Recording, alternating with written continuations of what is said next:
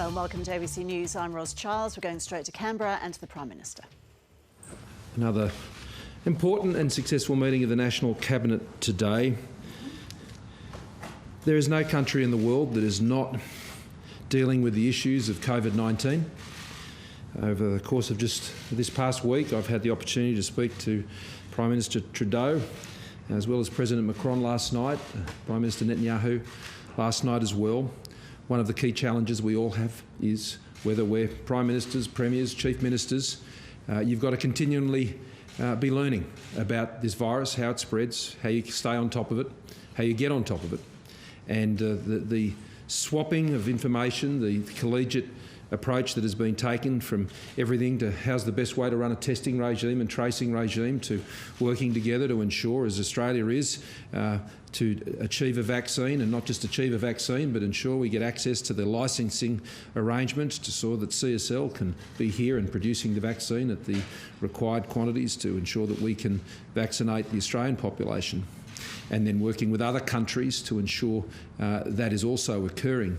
There is no shortage of issues that we must address, and that was also the case today as we came together as a National Cabinet. And of course, we focused first and foremost on the challenges that are in Victoria and New South Wales, and again expressed our strong support to Premier Andrews for all the work that is being done there and the tremendous resource that is being applied to that, not just by the Commonwealth but all states and territories. And once again, Premier Andrews was very appreciative of that support and the collegiate way in which all Premiers and Chief Ministers in the Commonwealth are working together to assist with dealing with the outbreak in Victoria.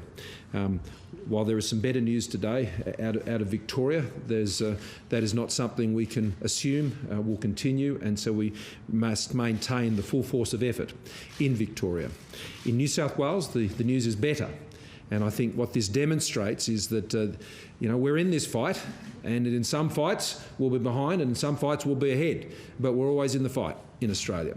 And what it demonstrates is that you can deal with outbreaks, you can get on top of them, but you've got to be constant about it and you've got to throw everything at it. And we will get on top of it in Victoria because there is the determination and the cooperation to achieve that, and that was reinforced today. Also, I want to stress that all other states and territories remain on alert. And there is very much that sense around all the other Premiers and Chief Ministers today, where in many cases, like in Western Australia and South Australia, they haven't had community transmission cases for over 100 days. They are just as alert to the risks in their jurisdictions as New South Wales and Victoria are, and that's important. I think the events both in Victoria and New South Wales are a reminder. The virus is still out there, it'll still make its way and it'll still throw everything at us, and we must be prepared to respond. And so in relation to that, there are a number of measures that are continuing. I just want to update you that there are currently we have some 3,105 ADF personnel which are deployed around Australia under Lieutenant General Thruin's command that are actively engaged in dealing with the COVID-19 related issues. Now, the majority of those, just under half of those, are actually in Victoria, but we have 550, for example, in Queensland. We have 672 who are in New South Wales. There are 141 working federally on this issue directly. There are 114 in South Australia, 57 in Western Australia, and 102 up in the Northern Territory. So the ADF is involved both in the front line of outbreaks as well as in the operations rooms and command centres all around the country, providing the support that is needed. The tasks are involved in everything from tracing and to, as you've learned today, and I indicated early this week, knocking on doors. Where the manual tracing over phone and technology related is unable to reach people, then we're knocking on doors in Victoria. And this is a challenge in particular communities, and that's the experience in other parts of the world as well. A couple of other points that were agreed on today was an affirmation of the suppression strategy that we've been working to nationally now for many, many months from the outset. The goal of that is obviously, and has always been, no community transmission. There will always be cases that come because Australia has not completely shut itself off from the world. To do so would be reckless. but that no community transmission, where the vast majority of states and territories have been at now effectively for some time, and that's certainly where we want to get back to in Victoria and New South Wales, and that's where our efforts are focused. We also adopted an important principle, but this is particularly relevant in times of outbreak, is the need to ensure that your emergency response and your health response are integrated. There is a health response, which Professor Kelly can speak to you about, but there is also emergency management responses, supporting towns, particularly in regional areas and things of that nature, and there's a lot of logistics and coordination that needs to go into the emergency response, and so the health and emergency side of these things must be fully integrated. That is substantially occurring, and we've just decided to tighten up those processes and procedures to ensure that occurs even more so in the future. We agreed to an even more comprehensive set of national data measures that are necessary to ensure that we are collectively aware of what is occurring in all the states and territories, and that we're picking up at the earliest possible opportunity where there may be some vulnerabilities, and Professor Kelly will speak more to that. That not only goes to case numbers and things of that nature, which we've had for some time, but how quickly cases are being identified, contacts are made, isolated, tracing done for known contacts, and then isolation and testing of those. Our testing regime remains very strong, but and particularly in terms of reagent and the kit that is required to do all these things. But given the scale of testing that is taking place, particularly in New South Wales and Victoria, we're working to further upgrade the support we have for labs around the country to ensure that we keep up that pace, which we will. We also agreed and adopted a freight movement protocol, and it particularly relates to the movement of large freight across borders and the protocols that are needed for the drivers and how they act and how often they're tested and all of these types of things. And we agreed that we needed to go further than that, not just a protocol, and we have accepted the advice of the AHPPC, the medical expert panel, on that protocol, but all state and territories and the Commonwealth agreed that that needed greater enforcement and it needed to move towards a code, and that's where we'll be moving over in the days ahead to formalise that further. And the enforcement of that will obviously be put in place by the states and territories who have those resources. Now, how they do that, whether that's by legislation or public health order, that'll be a matter for them. In Queensland, for example, they have public health orders that can attend to that, but the states and territories will move on that. Now, on the economy, we heard from Stephen Kennedy, Dr Kennedy, again, as is the normal practice at National Cabinet, where we're able to brief on Tuesday's announcement on the JobKeeper and JobSeeker, and of course the economic statement that was released yesterday, and the Treasurer will be speaking to at the National Press Club very shortly. Those measures have been greatly appreciated by the states and territories. Combined with our health response, the Commonwealth's balance sheet and direct fiscal measures now is in excess of $300 billion. The state's response, which builds on top of that, is around $42 billion. And so there is a strong platform for states to take additional economic measures where they see the opportunity to do that. And there's very, very significant platform of fiscal support and balance sheet support that the Commonwealth has provided enables every extra dollar they spend at a state level to go that much further. We also agreed today, and I think this demonstrates just how effective the National Cabinet is, not just directly on the health measures, but today we agreed to fast-track processes for those 15 major projects I spoke to some weeks ago. There's some 66,000 jobs in those 15 projects, and they're worth about $72 billion in economic activity. So 15 major projects agreed for streamlined approvals processes to get these happening as soon as possible. It was also agreed amongst all the states and territories to move to a single-touch process under the EPBC Act, and that we would now be moving to deal directly for interim standards with some model jurisdictions and forming bilateral agreements with all states and territories to action that agreement. 7 out of 8 states have also signed up to the skills agreement, the job trainer agreement, and we welcome that, and that has moved very quickly in the last week or so. And the final point that was made in Dr Kennedy's briefing, and I'll pass on to Professor Kelly, is in relation to our goal when it comes to jobs. Our goal is to create jobs and to reduce the effective rate of unemployment. Now, I know there's been quite a bit of commentary, and the Treasurer has addressed this also, and I'm sure will do so more so in his presentation today. I can understand that Australians would be concerned, rightly, about seeing the measured rate, the headline rate of unemployment set where it is in the forecasts that have been released by Treasury. What the headline rate or the measured rate of unemployment doesn't take into account is changes in labour force, people who are on effectively 0 hours. What the effective rate of unemployment does is it does take that into account. And one of the key differences in this pandemic is the quite significant gap that exists between your effective rate of unemployment and your measured or headline rate of unemployment. And I would urge, because I can assure you, that's the figure I'm looking at, because the effective rate of unemployment means who's got a job and who's working and who's getting paid. That's what it means. And that's what we have to focus on. And so while the headline rate of unemployment has been moving up and is expected to continue to move up, the effective rate of unemployment back in April was around 15%. It fell to 13.9% in May, and it fell to 11.3% in June. That shows the improvement in the labour market. You will see a difference between the movement in the effective rate of unemployment and the measured rate of unemployment. And that's what Dr Kennedy was briefing the premiers and the chief ministers on today. So our goal is to see that effective rate come down. And we've said right from the outset, the Treasurer and I, when we talked about the figures on the headline rate some months ago, we know that rate was higher.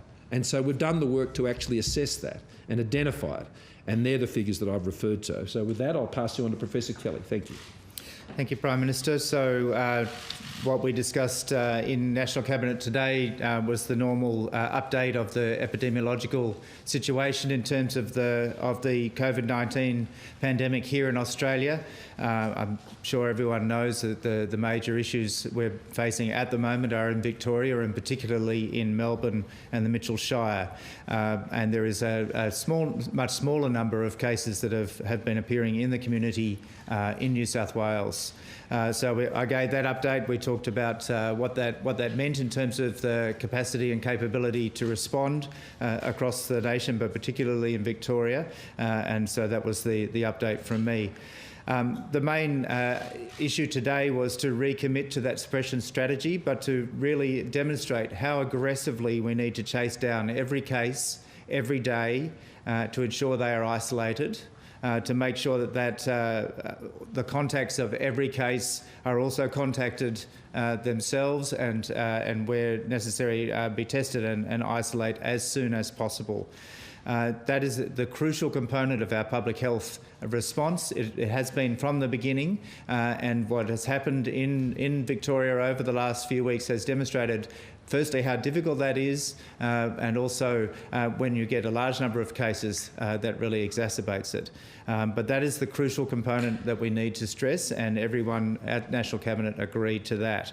The second component is to continue with those personal issues we've been talking about all along, those personal protective measures about hygiene, about physical distance, if you're sick, stay at home, and all of those messages, they remain important even in the states where there is no community transmission, and all the premiers signed up to that as well.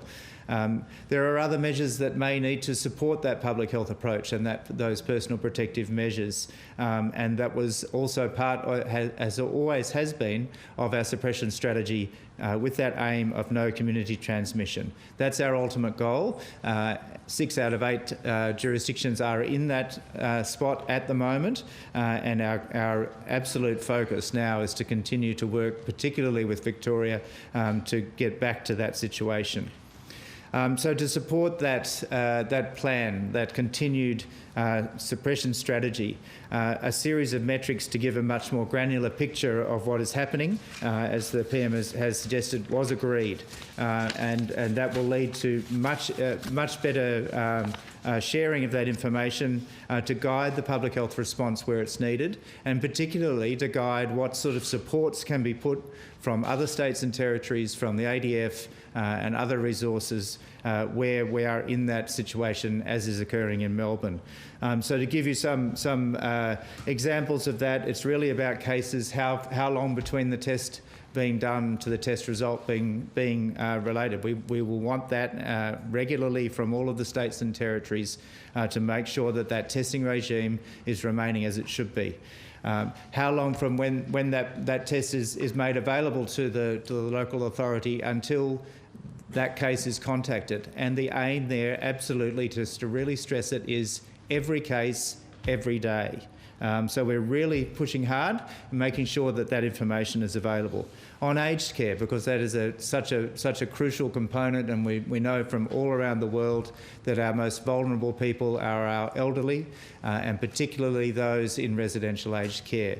And we've seen some of those issues really emerging in the recent days and weeks in Melbourne. So we're asking for very granular information about that to guide our response.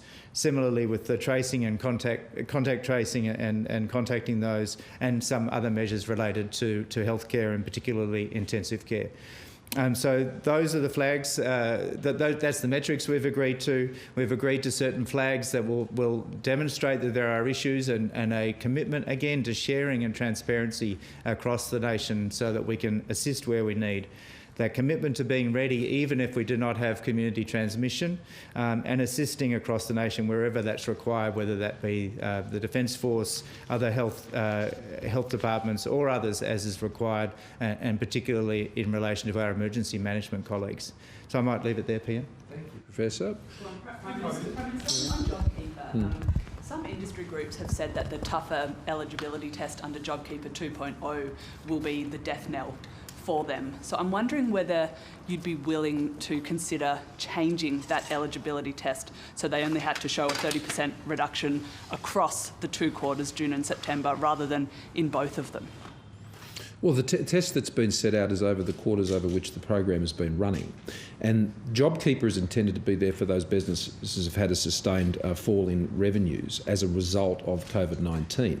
And that's the measure that has been established. I note that in other jurisdictions, they've actually applied an even tougher test on the second tranche of their measures. We didn't agree with that. The whole point here is to support businesses that have had that significant impact. That's what it's there for those most impacted, and that's what the policy is designed to do. But it's also why we believe for all firms that have been on JobKeeper up until now, that we believe it's very necessary for them to continue to have the industrial relations flexibility post the end of September. Now, I also stress that the existing rate of JobKeeper will continue till the end of September. So that is still several months away. And we would certainly hope that as events unfold, that many of those businesses would see an improvement. In the month of June, for example, though, the automotive industry had a weird uptick in sales, something they weren't expecting because of a variety of reasons. They say that in itself, that 1 month of uptick in sales, is actually going to make them ineligible for JobKeeper 2.0, but they're in dire circumstances and in a very bad position in most of the June quarter and the September quarter. So how do you respond to an industry that just sees no future beyond September 27? Well, I'm very pleased that they had that uptick in June, and I believe that probably had a fair bit to do with the instant asset write-off arrangements that we put in place to actually encourage people. So I'm glad that they've been significant beneficiaries of the tax incentives that we gave to businesses to actually go out and support them. I mean, that's what all of our measures are designed to do. We want businesses to be able to graduate out of JobKeeper. That's the point, not for them to remain permanently dependent on JobKeeper.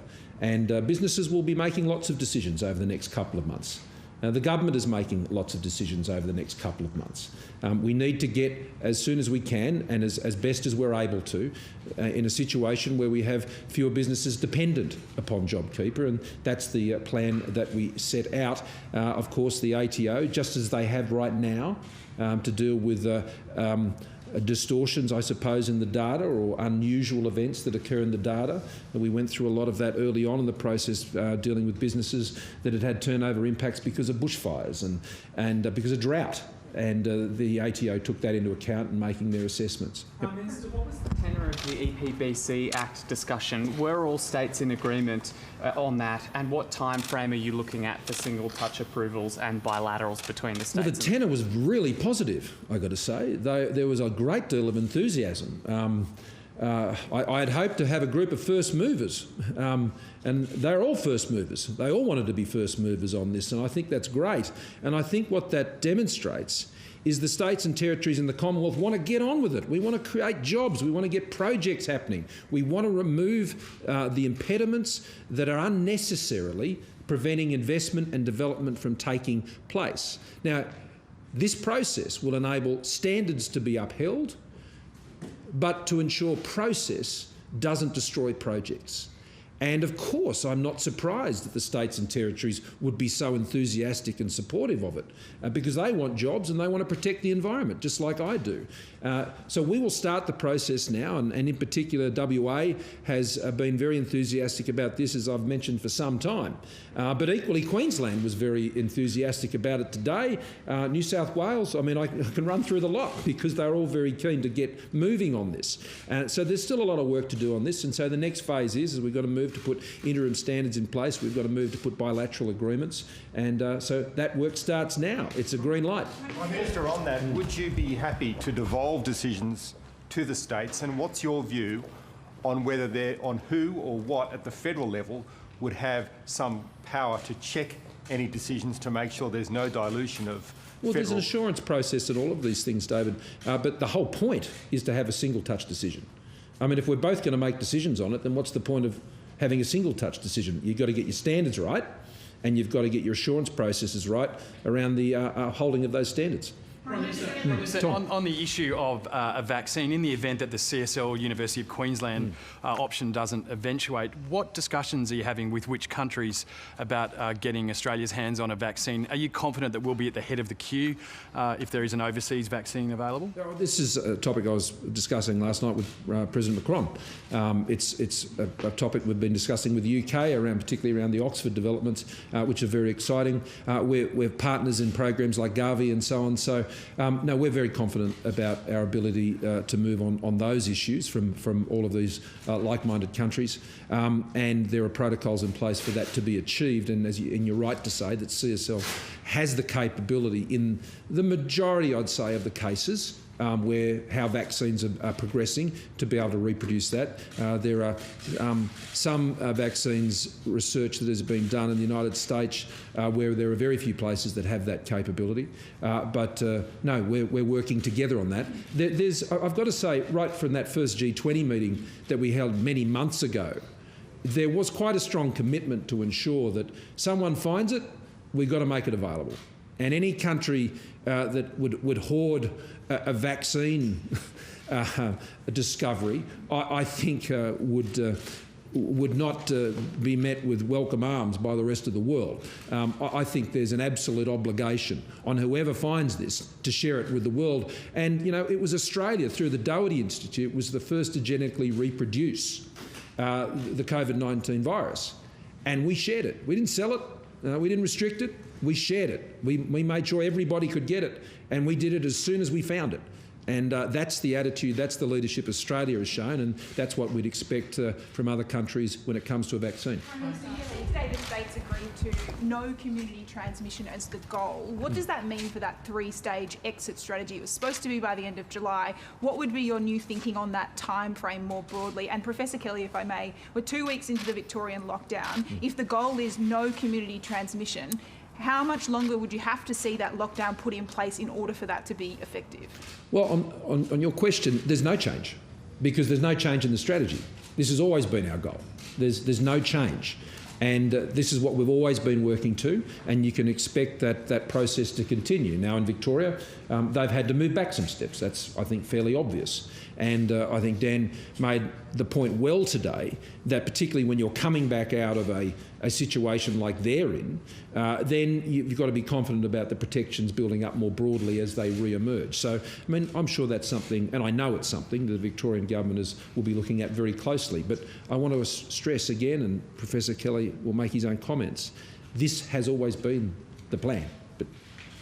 Thank you, PM. So firstly, on the three-step strategy, it was always designed to be a strategy for opening up and, if necessary, closing down. And so we've seen that happen in Victoria in recent times, and to a certain extent in some parts of New South Wales, South West Sydney and so forth, where those cases have been found. But all the other states have also committed to reconsidering their complete opening up. So there is no state in Australia, for example, that's going as far as New Zealand has done and basically getting back to a pre-COVID normal. Everyone agrees now that alert phase that we're in at the moment is important, and so everyone has slowed down their 3 or 4 or 5 step plan in the case of WA.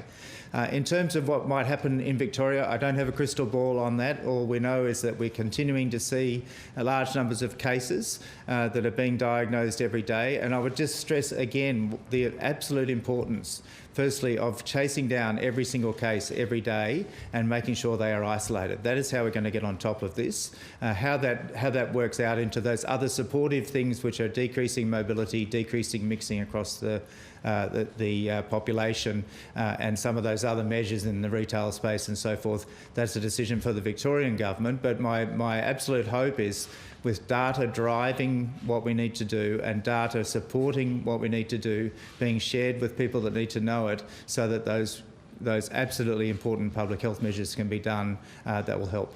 Just on the close to that reform, can I ask, was there any discussion of this in today's National Cabinet meeting? And when are you expecting the states to sign off on the new targets and for those to be publicly released? It was noted it's all on their desk right now.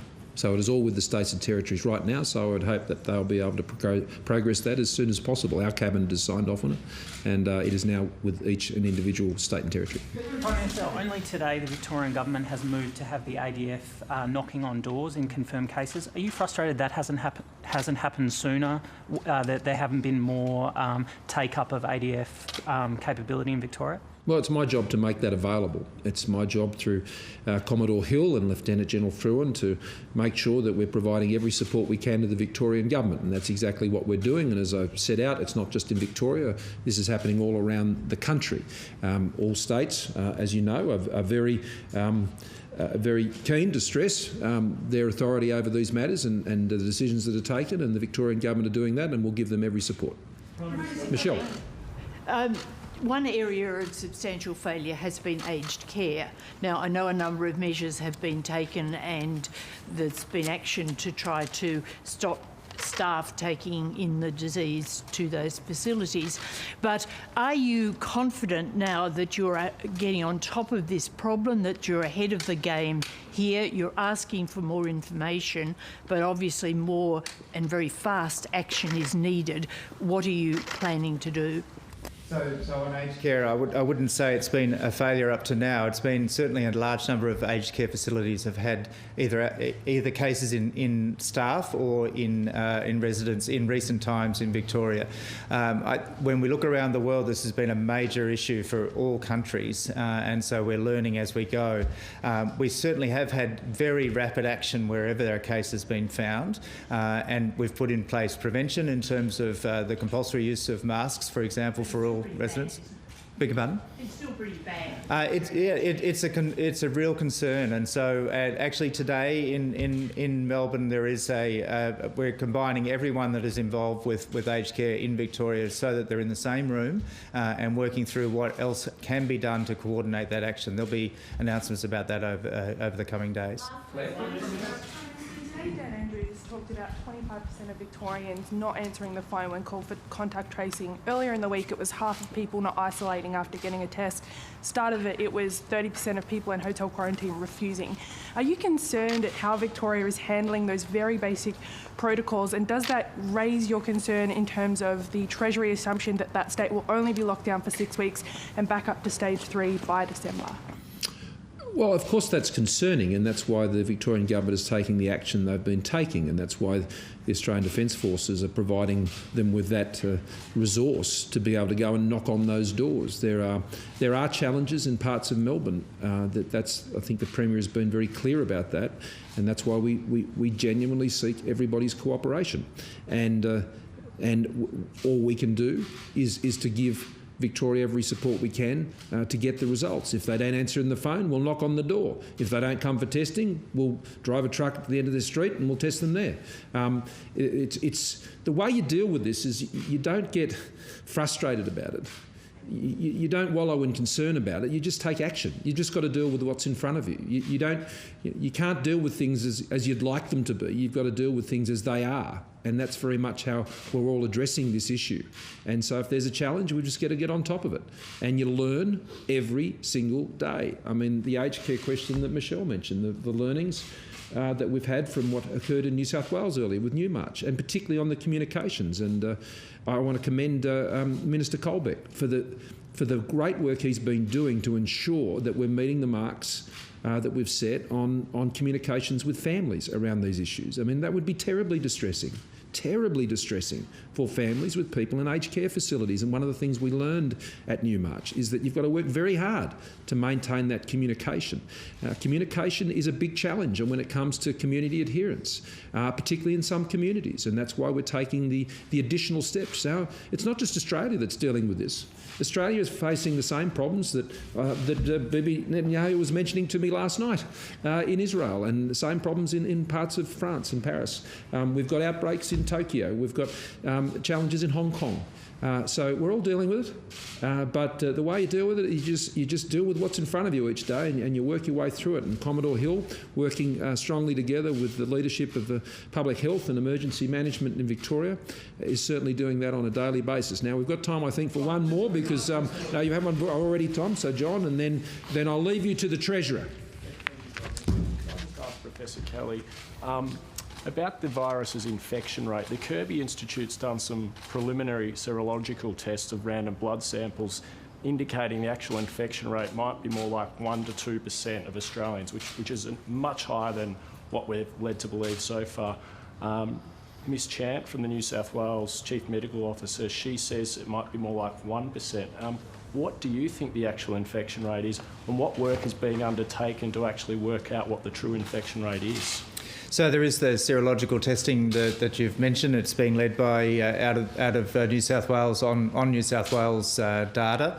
I think we have to be careful interpreting that data. I haven't seen the actual results yet. It's still in process.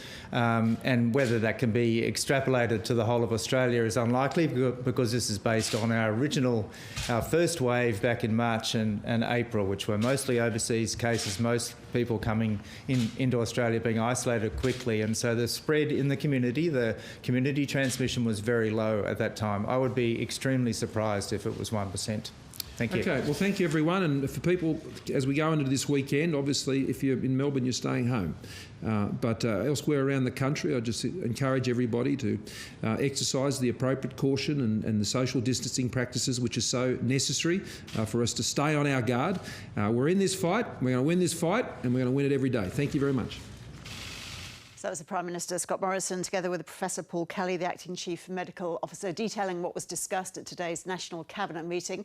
The coronavirus situation, of course, in Victoria and New South Wales, top of the agenda, with measures discussed on how to eliminate community transmission. We're going now to the National Press Club and to the Treasurer, Josh Frydenberg.